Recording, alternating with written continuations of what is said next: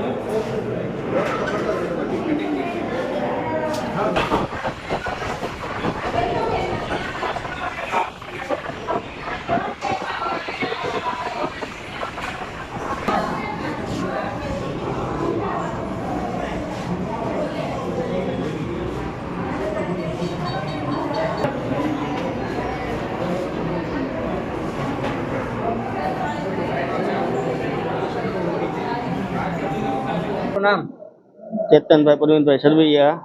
ચેતનભાઈ શું બનાવ બન્યો છે? અત્યારે મને અહીંયા બોલાવ્યો સમસાને, હું નાવા ગયો ને કામ કરીને આવીને સીધો મારવા જ બન્યો। ક્યાં આગળ સમસાને? ચિત્રા સમસાને। કારણ શું? કોઈ વસ્તુ નહીં, બોલાવીને મારવા જ બન્યો। કોણ હતું મારનાર? વિશાલભાઈ જગદીશભાઈ બારિયા। બીજા કેટલા અન્ય વ્યક્તિ હતા? 3 જણા બીજા છે। શું હથિયાર હતા? હથિયાર પાઇપ।